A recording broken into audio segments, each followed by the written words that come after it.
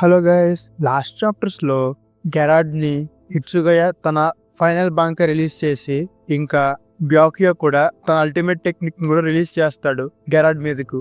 ఆ టైంకి గెరాడ్ పీసులు అవుతాడు. అయినా గాని చుట్టుపక్కల మొత్తం ఒక ఆరా ఫామ్ లో గెరాడ్ బాడీ ఒక వారియర్ లాగా మళ్ళీ దగ్గరకు వస్తూ ఉంటుంది. ఈ లోపు మార్నింగ్ అవుతుంది. అప్పుడు ఇచ్చిగో యోహవా దగ్గరికి వస్తాడు. ఇచ్చిగో యోహవాని ఫైట్ చేస్తాడు. ఆ టైంకి యోహవహ ఏ పవర్స్ వాడడు. కానీ దాని తర్వాత ఇప్పుడు మన ఇద్దరం ఫైట్ చేద్దాం ఇచ్చుకో అని యోహవహ తన కూర్చున్న త్రోన్ నుంచి పైకి లేచి ఫైట్కి సిద్ధమవుతాడు. ఇప్పుడు లేట్ చేయకుండా అయితే వీడియోలోకి వెళ్ళిపోదాం.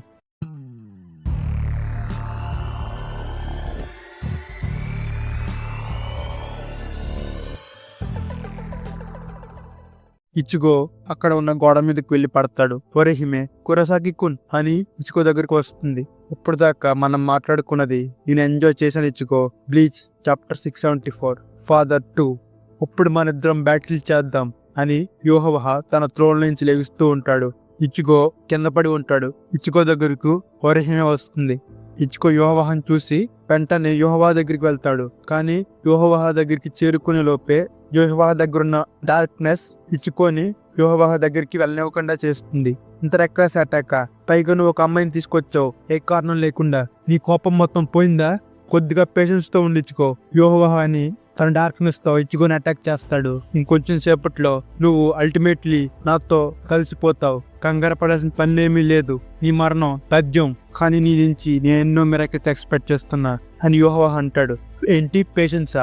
అయినా గాని ఇచ్చుగో వెనక్కు తగ్గకుండా యోహవా మీదకి వస్తాడు. కొద్దిగా ఓర్పుతో ఉండు.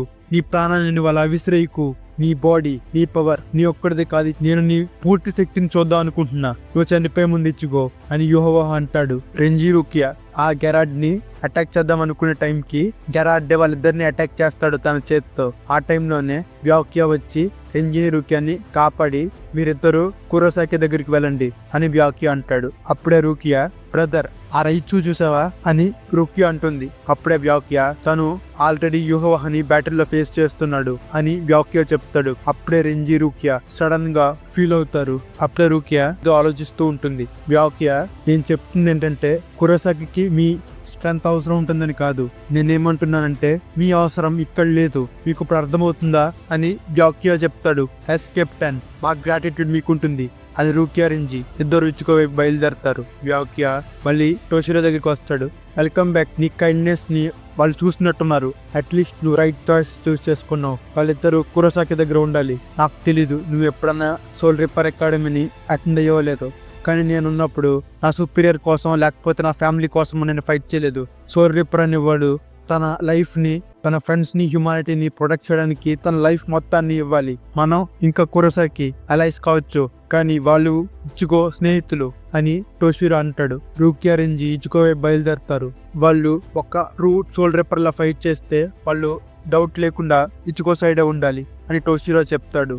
అప్పుడే బ్యాక్యా ఇది scales of right and wrong, primary teaching of soul ripper అని బ్యాక్యా అంటాడు. రైటో రాంగో ఎటు వెళ్ళినా నేను ప్రిటీ షూర్ వాళ్ళు కూడా సేమ్ డిస్టెన్స్ తీసుకుందరు అని టోషిరో చెప్తాడు. అప్పుడే సీన్ హాష్వాల్ట్ ఇంకా ఉరియు దగ్గరికి మారుతుంది. హాష్వాల్ట్ ఎక్స్ప్లెయిన్ చేస్తాడు scales of right and wrong గురించి. ప్రతి ఒక్క జీవి వాళ్ళ లైఫ్ లో ఎన్కౌంటర్ చేసే వాటిని రైట్ ఆర్ రాంగ్ స్కేల్స్ లో పెడతాం. అదే డిటర్మైన్ చేస్తుంది వాళ్ళు ఏది రైటో ఏది రాంగో నమ్మే దాన్ని బట్టే ఒక పర్సనాలిటీ షేప్ అవుతుంది.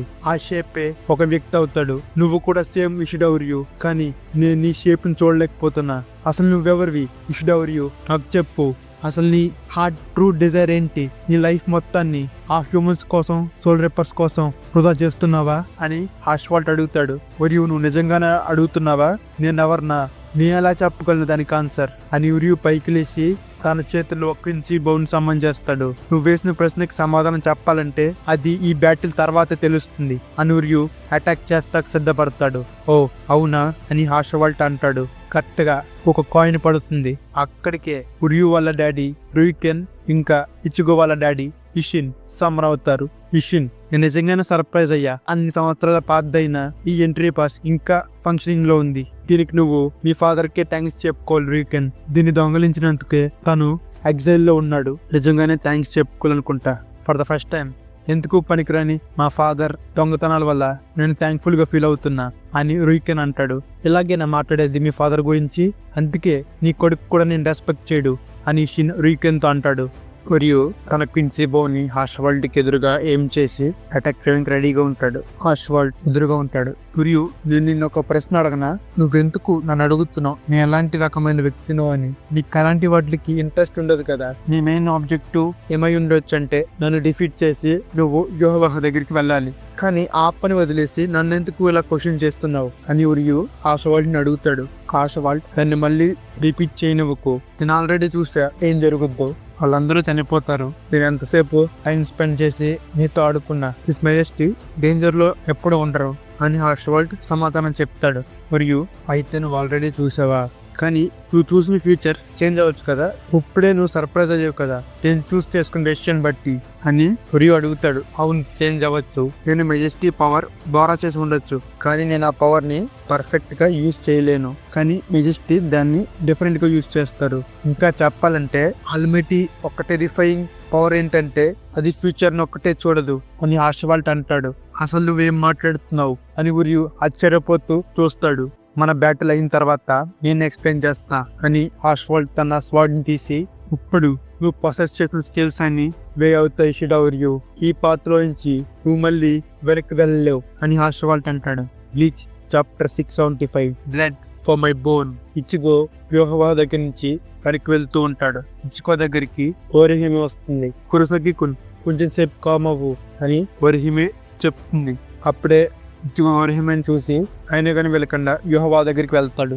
నీకు అర్థం అవ్వట్లేదు ఇచ్చిగో, నువ్వెందుకు నీ ప్రాణాన్ని నువ్వే తీసుకుందావు అని అంత కంగారులో ఉన్నావు అని యెహోవా అంటాడు. ఇచ్చిగో యెహోవా దగ్గరికి వచ్చి మళ్ళీ అటాక్ చేస్తాడు. నీ పవర్ని షో చేయడానికి భయపడుతున్నావా?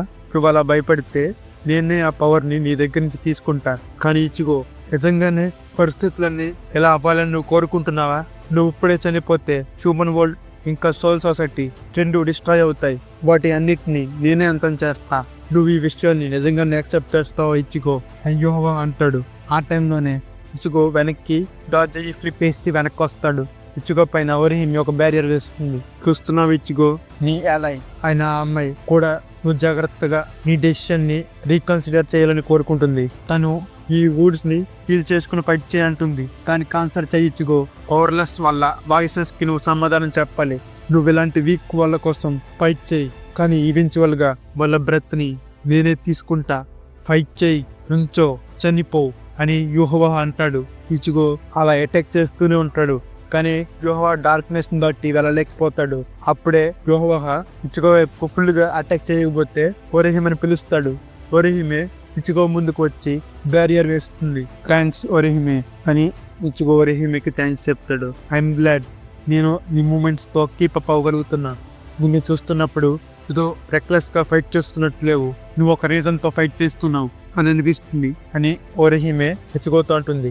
అవును అని ఇచిగో అంటాడు. ఇందాక ఫైట్ లోనే ఇచిగో యెహోవా డార్క్నెస్ క్లాతింగ్ ని తీసుకుని అబ్జర్వ్ చేసుకుంటాడు. నేను ఇంకొక వ్యక్తిని లేపుదాం అనుకుంటున్నా, తను క్విన్సీ రైట్స్తో మరుగుతూ ఉన్నాడు అని ఇచిగో అంటాడు. ఏమైంది? తన బ్లేడ్ వైట్ కలర్ లో మారుతుంది అని ఓరిహిమే అనుకుంటుంది. ఒక పెద్ద సర్జ్ ఆఫ్ రైట్స్ బ్లాస్ట్ ఏర్పడుతుంది. ఆ బ్లాస్ట్ కి యెహోవా డార్క్నెస్ క్లోతింగ్ పనికి వెళ్తుంది. ఇప్పుడు చూస్తున్నా, నువ్వు దీన్నే ప్లాన్ చేస్తున్నావు ఇప్పటి వరకు అని యెహోవా అంటాడు. అప్పుడే ఇచిగో ఆ డార్క్నెస్ తో ఏకమయ్యి తనలోంచి ఒక టైప్ ఆఫ్ హాలో హార్న్ బయటికి వచ్చి ఒక కన్ను కూడా హాలో కింద మారుతుంది. ఇదే ఇచిగో ఒక hollow Quincey human fusion state అనుకుంటా. సో ఇప్పుడు ఏం జరుగుతుంది? ఇచిగో దీంతో యెహోవా డిఫీట్ చేస్తాడా? హాష్వాల్డ్ ఇంకా ఉరియు మధ్య ఏమవుతుంది? ఇవన్నీ నెక్స్ట్ చాప్టర్స్ లో చూద్దాం.